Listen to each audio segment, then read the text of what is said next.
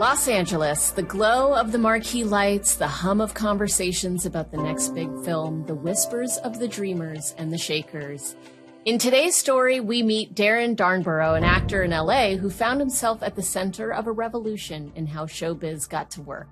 Theatre and the arts has this transcendent quality that unites people. And it doesn't matter where you're from or what color your skin is or all these things. As an actor, auditions were part and parcel of Darren's routine, yet the inefficiencies of the process became glaringly obvious to him, so he set out to transform it.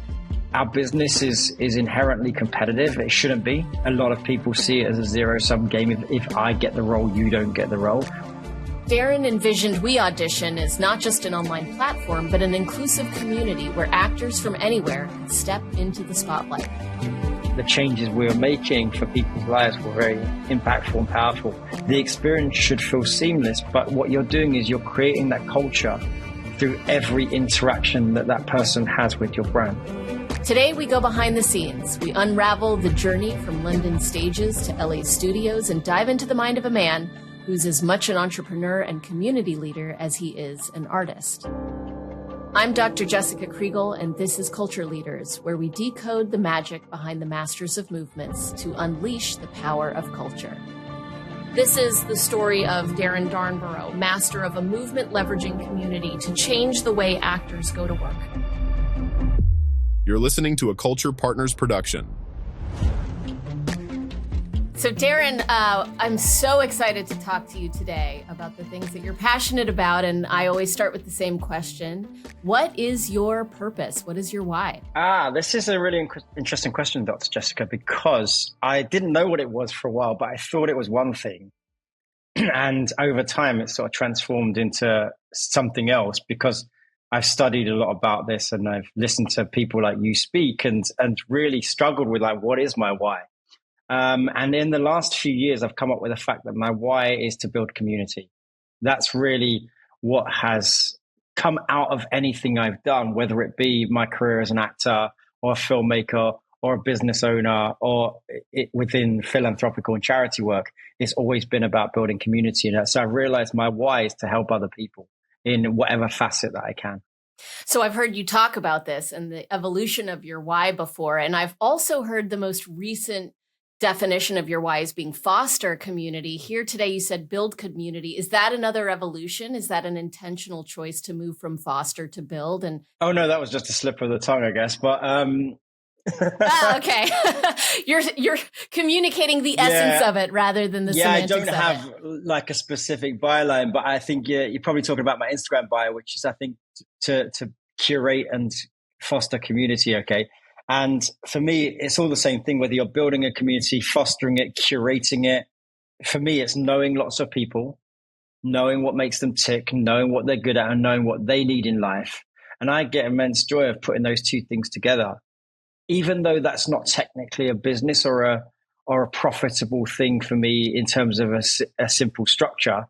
Doing those always benefits me in some way, whether it's just seeing my friends succeed or it's being part of the evolution of something that innovates or creates bigger value somewhere down the line for someone else or myself. It could be, but I don't go into things thinking of the bottom line, if that makes sense. Yeah, no, that's beautiful. So here's a question that may be a little personal, but let's go there. Why is that your why? I mean, building community, fostering community. Is there some childhood experience that you had that made that important to you? I know you do a lot of self-improvement studying, right? You go to seminars, you read those books, you've said. So what about building community pulls you? It's interesting you mentioned childhood because I was never an unpopular kid at school and I also wasn't the cool kid at school. I sort of sat between the two. And actually that's where I started to realize my ability for uniting those sides, if you like, because I was able to speak with and hang out with the cool, naughty kids. I was from a rough area, so that's what the cool kids were. But never go fully into that world. And equally, I could hang out and I could be a studious student and get good grades and be, respected by those teachers and students as well. But I was never the super popular person. So actually, as a kid, I was that glue, if you like, between the groups. And quite early on, I started to host birthday parties, which turned into regular parties just for our school friends. And I'm talking like on a big scale, we'd rent out places and rent DJs and things like that. And that's what I realized, I had this ability to bring people together. So that's probably, it's probably the most intuitive thing to me. I couldn't tell you why that is though. Maybe just the need for validation and acceptance probably is somewhere along there. I want to talk about validation more in a minute, but I want to dig into something because I do a lot of research on in-group, out-group dynamics in the world of culture. Really, we're trying to build a bigger and bigger in-group with less and less people feeling part of the out-group, right? And when I was in high school, I was a theater kid. I majored in theater in college. I was just terrible at it. I mean, the idea that I might actually be an actress one day was never really there because I knew that I was complete garbage. Did you know that, or did someone tell you that? Talent. No, okay. I knew that. I just didn't have that emotional thing, that vulnerability thing wasn't developed in me. I was so self-conscious that I couldn't go there yet. Maybe now I'd be better at it. My boyfriend calls me a business actress. Which is not a bad version, to me. But one of the things I noticed in high school, I was a theater geek. The theater geeks, we called them, were actually some of the most popular people in school and some of the least popular people in school. It was this group that spanned all of those different other cliques.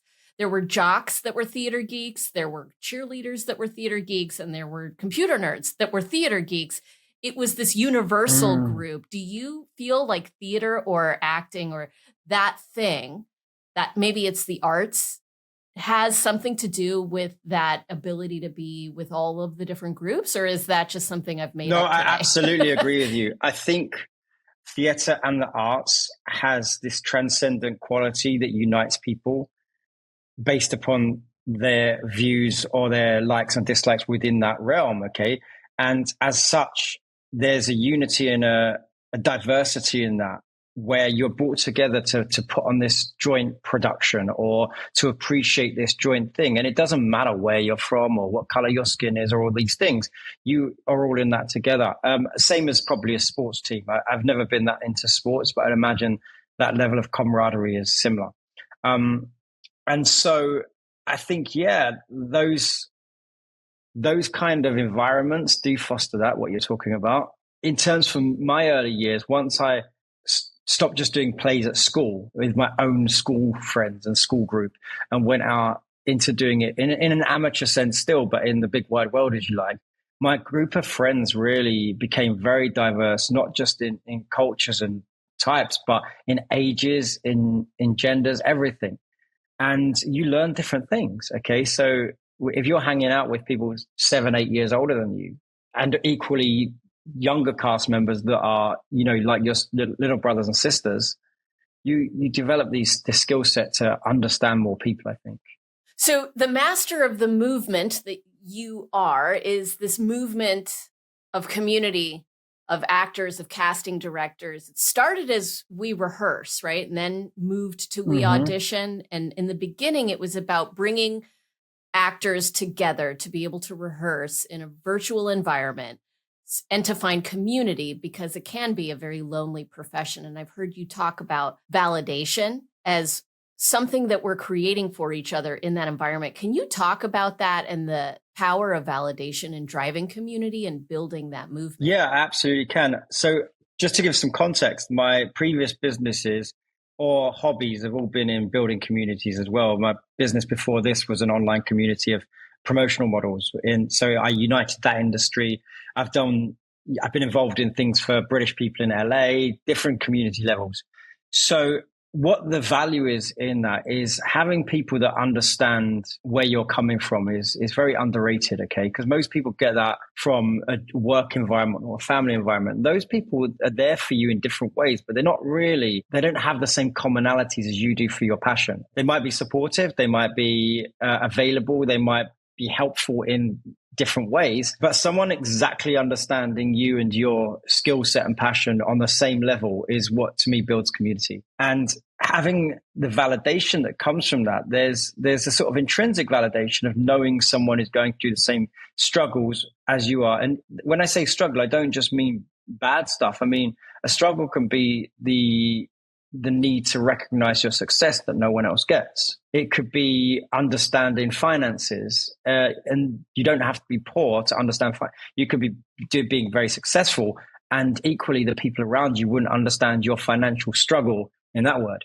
And so it's just about creating commonality amongst people. And that validation thing can come from how you see others interacting in the world with your skill set or your niche. And then also anything that is a bit lonely, like an acting career. And I'll explain why acting is lonely. It's very rare that you are on a production with a cast and a crew for a long period of time. Of course, there are people that have that and they're in a top tier percent, but even those, they'll have it for a few months of the year and then it goes away.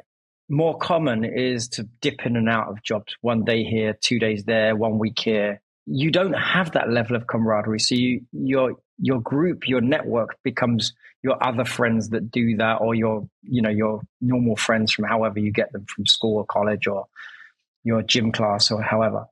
And so in order to create a community of people that understand that, the validation that can come from, like I said, not only the struggles, but in order to give each other the encouragement they need.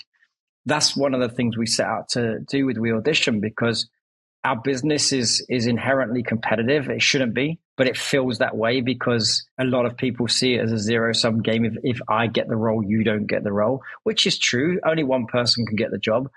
But I come at it from a different standpoint of that's my job and then the next one is your job. We're not always right for the same thing. But in the community we're creating a WeAudition, which is people helping each other to get those jobs, to get better at their craft. In return, they get validation through the review system, for instance. Our actors rate their readers. And that we've found that to be one of the most powerful aspects is an actor getting a review of their good work from one of their peers is so rewarding, because normally they don't get any validation unless they're on the top TV show and some blog or some news article talks about them. Yeah, well, in the workplace, we talk about recognition, and it's just as powerful coming from a peer as it is from a manager. When I get recognized by a peer for good work that I've done, I feel validated, I feel seen, I feel valued, right? And that makes me motivated to continue to contribute in the way that I was recognized for. So I see that. But here's a question I have about community. I feel right now, just me as an example, and I would imagine a lot of other people feel the same way, that there are thousands, let's simplify it, dozens of competing community opportunities that I should theoretically be joining, right? I mean, I'm a keynote speaker. There's the community of keynote speakers.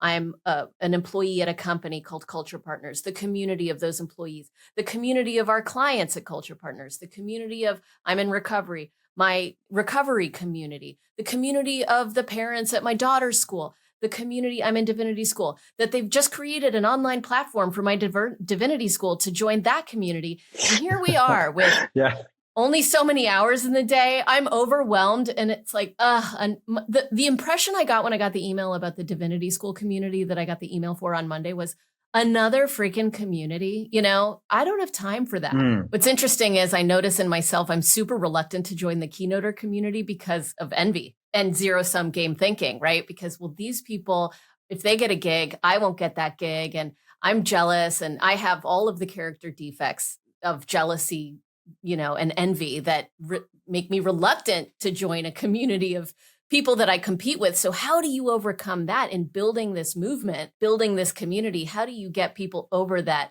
kind of ego thing? Well, I'm going to answer this in two ways. First, I want to address the abundance of communities. Okay. I feel that overwhelmed too. There are so many things I could be part of. And I don't just, I'm not just an actor. So I exist in the film community. I exist in the entrepreneur community. And I live in LA. There's so many events in LA. It's different from many other places I've seen in the world, but there's just so much to get involved in here.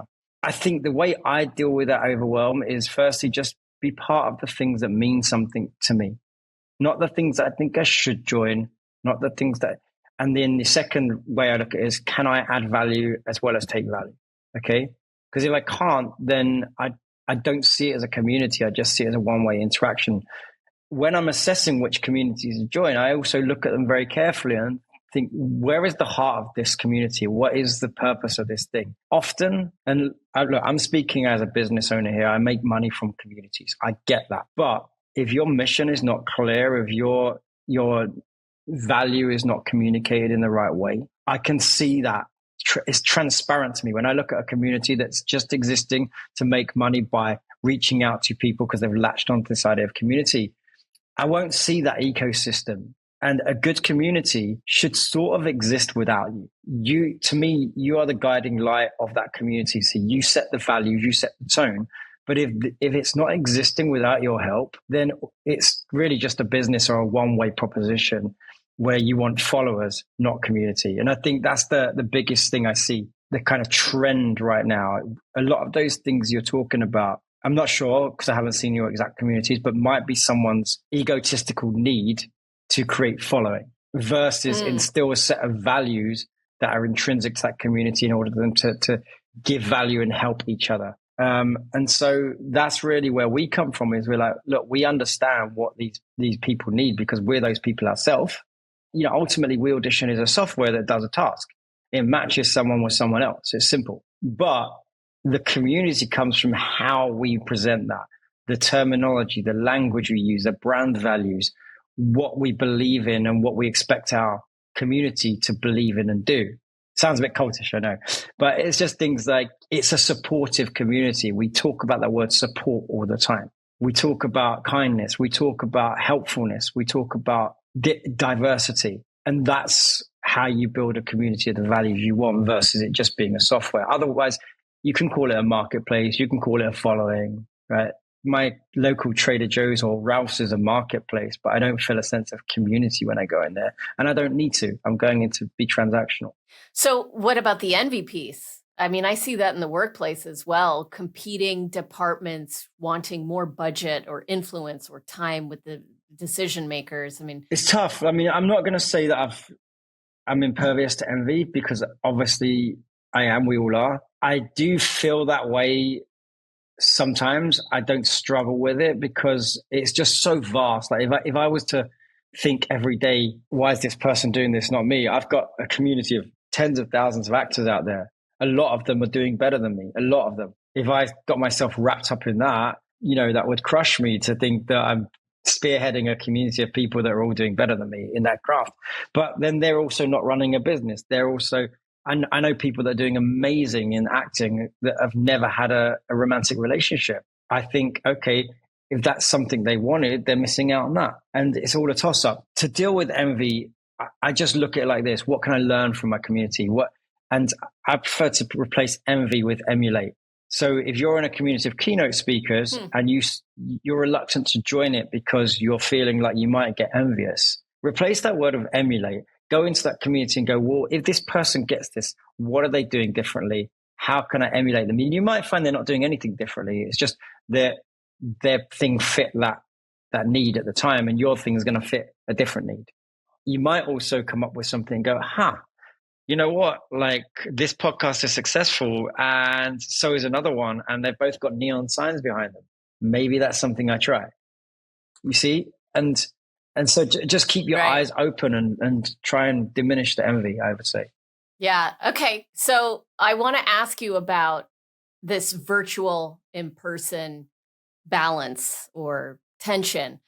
You're building an online community. You also have live in-person events very frequently to bring people together. We work with clients who were all in person in the office, and then suddenly they leave, and now everyone's working from home. They're trying to do hybrid. What is the balance? What have you seen in the power of being together to foster or build community versus being online? And could it be effective 100% online, this community building, when we're just on a Zoom? When we're just on a Zoom, or is that in-person thing super critical? Or what are the purpose of the events, really? As someone that owns a video chat platform, okay, I should believe in the power of video chat. And I do. I think connection is brilliant in many ways, however you can get it. There's something special about being in person, and I think it's intangible. And I think it's that je ne sais quoi. You can't put your finger on it, but the magic of connection whether it's a little human touch, whether it's a hug or a touch or staring someone actually in their eyes. I mean, this thing, what we're doing right now, I'm looking at you and you're looking at the corner of my screen. I know we're having a conversation, but we're not really connecting in an innately human way, just because the way the screen is set up, right? And if you look at your camera and I look at my camera, we're looking at each other for the viewers, but then we're not looking at each other for real. So then I'm not seeing the nuance of your face. Those are those little things. I think body language, it's all important, but having that in-person connection, there's just a bond that us as humans have that I think strengthens things in a way that you can foster a connection or you can begin a connection online. But I think in any walk of life, if at some point that doesn't translate to in person, you're missing like 80% of everything. I can see from the neck down. I can't tell your style. I can't tell your body language. You could have your legs crossed. You could have them open. All these things that you're going to miss. You're not a three-dimensional person for me. I can't see how you interact with the world around you. I mean, have you ever been, I love to use dating analogies for stuff because I think the way we mate and the way we are romantic in life is an analogy for a lot of other things. So have you ever seen somebody that you like the look of in a room and you think they're attractive and then you see the way they move around the room and it turns you off? It might be the way they click the... Yeah, and vice versa. Or it may be the way they shrug someone off. Or it may just be their body language. But on paper, they would be great. They have this job, they look like this, they got this style. And just some subtle movements or gestures go, oh, that's the opposite of that to me is what builds good community, is seeing those things that you go, I like that person. They show up. I see how they interact with other people. At my events, for instance, I think my job as a host is to firstly put on a good event. And that's really simple elements. Pick a nice venue that's relative to your market, give them food, give them drinks, and bring good people, right? Bringing good people. You could have a good party in a parking lot as long as you bring good people.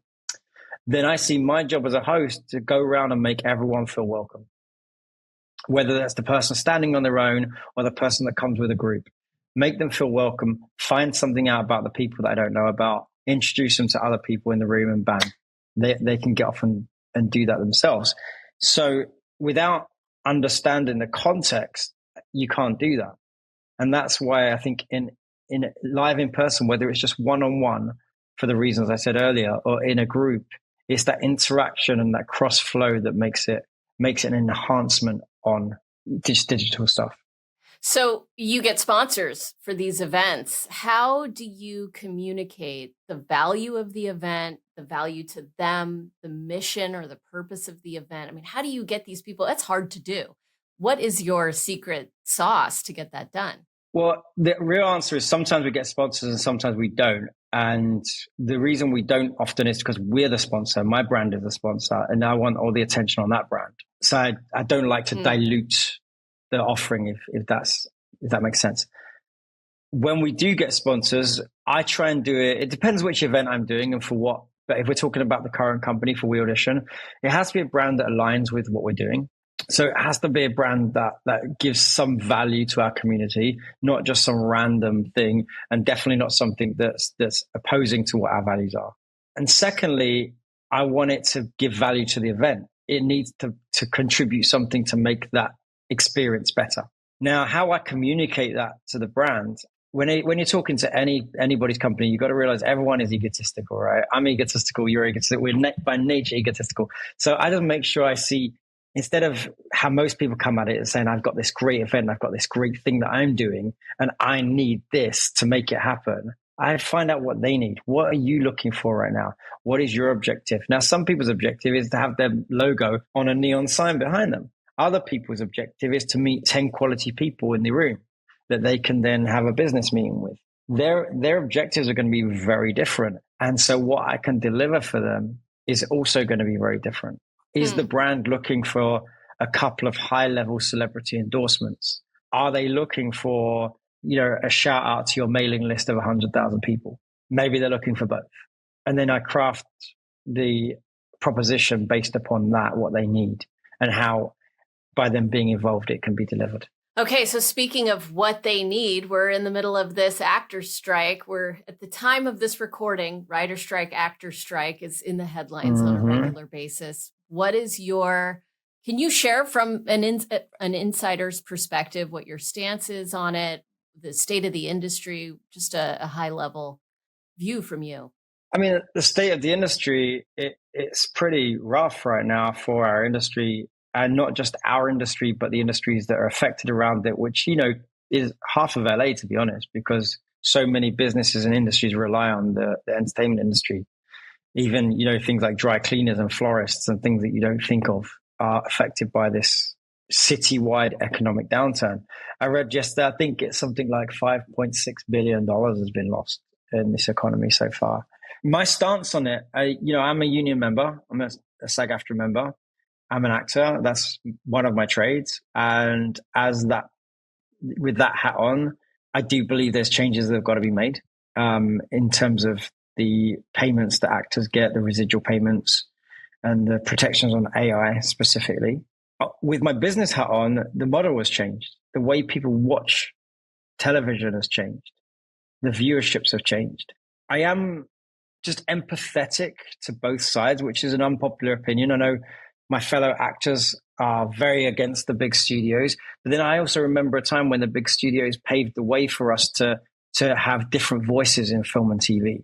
Okay. And their Silicon Valley model that is now being criticized was the one that also laid the ground for different diverse voices and was able to take those bets that other companies didn't.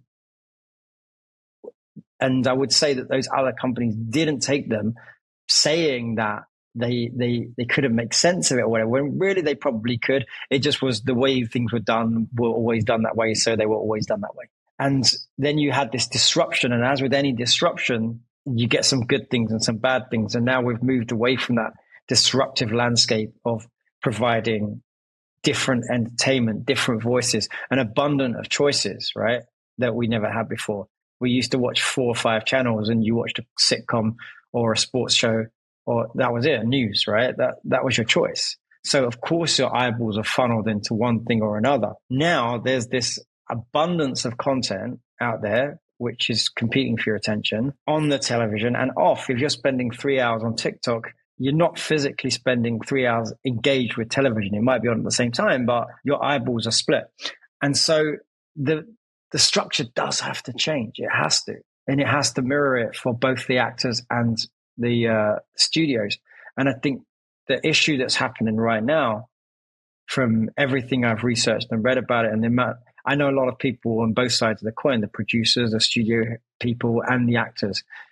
And it seems like the sticking point is trying to find a system that works for both sides, that respects the differing models. And I think that the thing we're at right now is old methods are being tried to be applied to the new technologies and outlets. And it's in my mind, it has to be something completely new, because one way is not going to fit with the other way. What you're describing is disruption and change that everyone is experiencing in every industry to some degree because of technology, the pace of change, changing dynamics, changing industries, COVID. I mean, auto manufacturers are dealing with exactly the same problem that you're discussing, right? Even non-unionized, I mean, literally every single business I talk to is talking about how fast things are changing and they have to do things completely different.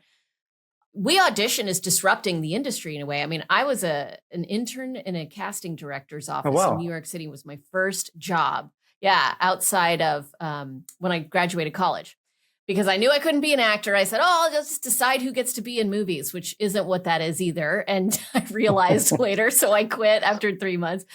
But I mean, the way that they would organize actors and actresses was headshots that they would put in filing cabinets that they would have to look at the headshot and decide what this person was, like eclectic look. And you put them in the eclectic look folder. And then, super hot guy, and they'd put them in the super hot guy folder. And that was really the system.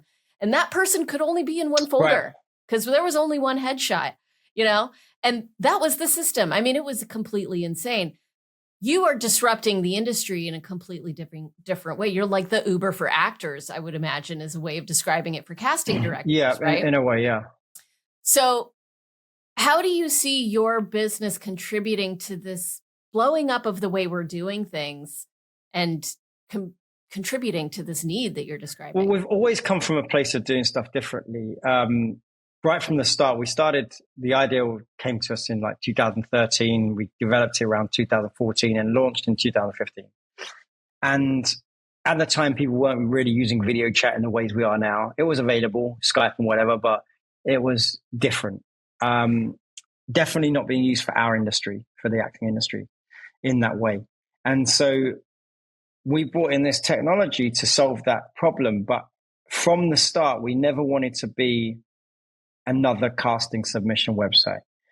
We wanted to provide opportunities for actors, but we didn't want to just be a carbon copy with a logo change of what's already out there. As an actor myself, there's far too many versions of the same thing that I have to sign up to, I have to maintain, because they're just competing companies in the market that don't offer me as an actor any additional value. It's just splitting my attention, like if I was made to shop at 5 different supermarkets. The Uber for Actors thing you mentioned, yeah, we're an on-demand service which allows an actor to book another actor to help them out on their audition. So what we did was create a marketplace for these actors to not only enlist help for themselves very easily, but also extract knowledge and talent and skill from this wide pool of people they may not have had access to. They probably definitely didn't have access to. Even living in Los Angeles, I only have access to this many actors that I know. And now I have this worldwide pool. Giving that access and giving that level of knowledge to people empowers them.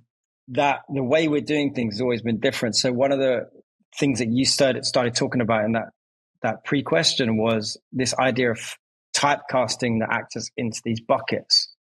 And that's how all the traditional casting companies are working and all the softwares are working is, what is my height? What kind of look am I? All these things. So we flip that on its head and allow our members to describe themselves in as many different tags as they want. And then those tags are fed into a database, which allows people to search based upon how a person describes himself.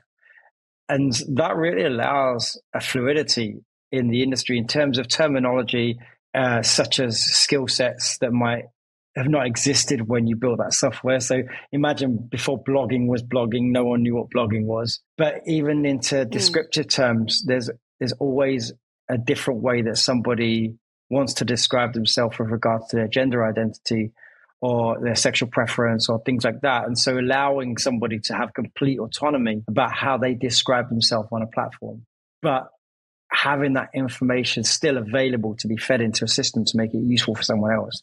That's a way we've disrupted. And we're continuing to do that in terms of our marketplace features. Like I said, we never wanted to carbon copy what's out there. We're always looking at, well, what else does a person in this community need?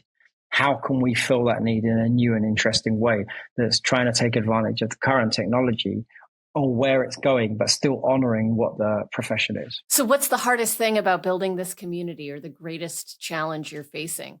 I would say the relentless promotion of it within the right circles. We have a very strong community. We have a good fan base. Like our customers generally love what we do. They talk about it organically. I love that. As a business, we still need more and more and more people all the time because we can't develop and innovate continually without keep raising that game. And so in one sense, it could sound greedy. Hey, don't you have enough members? We do, but the more members we get, the more we can put into growing and innovating and changing and doing all these positive things. Otherwise, you just get stagnant. And finding those people, it sounds like it should be easy, and it is. We do know where to find them, but my advice to any business owner out there, it's relentless. Like you don't get to stop. The minute you stop, your community goes down, right? And it's just, that's why we do podcasts. That's why I go to events. That's why I host events, because you've constantly got to be engaging with your community and giving them something new, giving them some reason to talk about you. Yeah. I mean, don't be apologetic about the need to grow the business. I've had that same thought. And what I realize is if your purpose is profound and in some way serving the world, and it is, then you need to grow the business in order to continue to make that impact. And that means making money. And so we're not anti-capitalist over here. You know, we want to do the right thing. We want to help the world and we want to employ people. And the only way to do that is to continue making money. Agree. We are in a capitalist society. Yeah, and I often say that when people sort of, they have negative opinions of entrepreneurs or the billionaires, I just think about all the people they employ, all those families they support, and all the innovation that they can take a risk on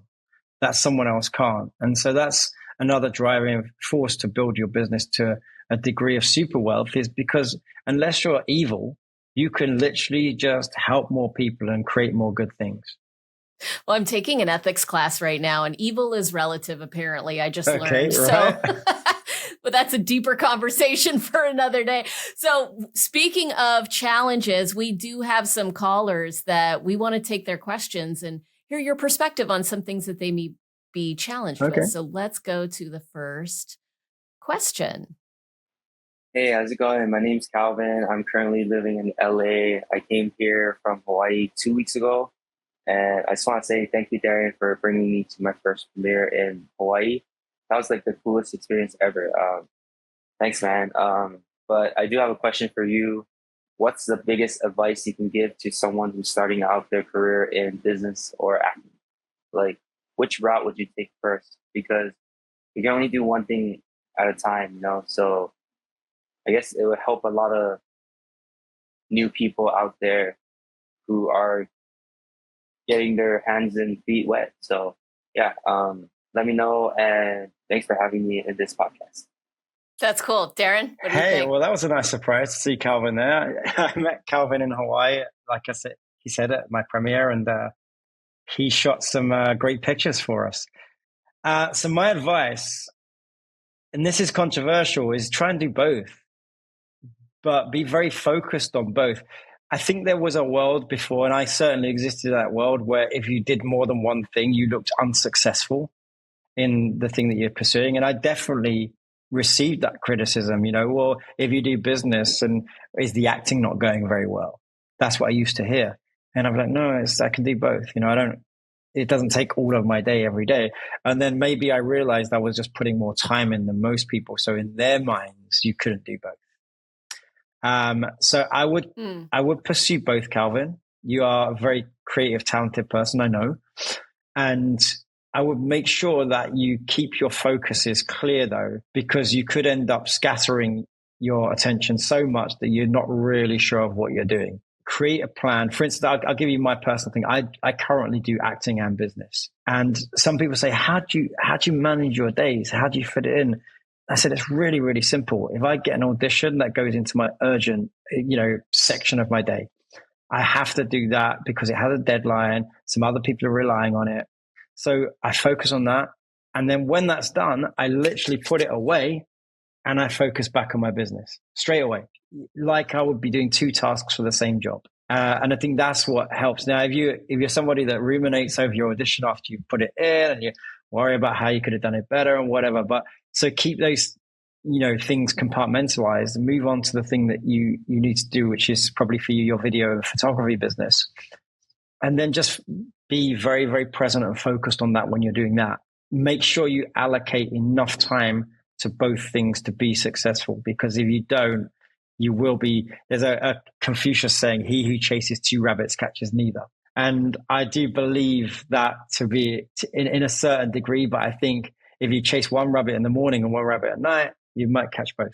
Because I was wondering about that, because I said, wait a minute, that Confucius saying is the opposite of what you're suggesting. But you're saying there's the day rabbits and the night rabbits. There is, and that never used to be the case, did it? But now we're in a world where you can be a multi-hyphenate and be very successful, Yeah. Well, I was a keynote speaker for 8 years while I also had a corporate day job that was completely unrelated to the keynote business. And it worked, right? Today, there are people who have side hustles and main jobs, and it's actually way more normal than ever before. I have a follow-up question to that. One thing that he said was about the experience he had at your event.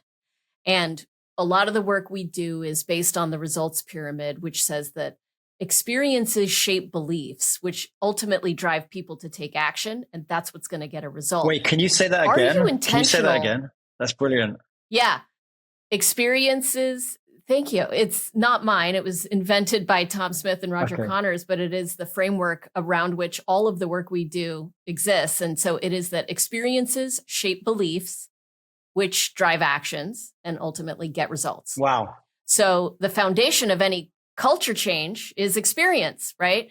When you create an intentional experience, and it can look as simple as we were talking about validation earlier, recognizing someone for having done someone, that's an experience they receive that we hope shapes a belief. Let's say that we want to see more of that out of them, that is valued here, that they are seen when that happens, and that will lead to an action, which is that they do more of that. And then that gets the organization a result, which is we got more innovation or whatever the thing was. So are you intentional about the beliefs that you're trying to shape when you create these event experiences or even just the user experience on the website? And if so, what are those beliefs you want to shape?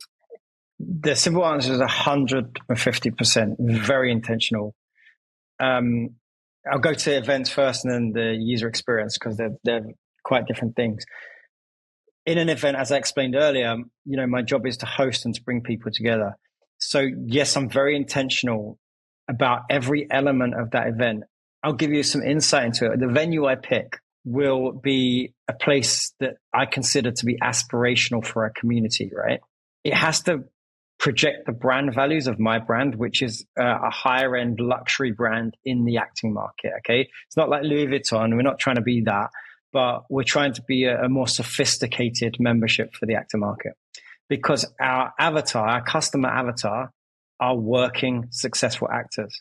Now, it doesn't mean that every single person on our platform is a working successful actor, but we've had A-listers and we've had brand new people out of college.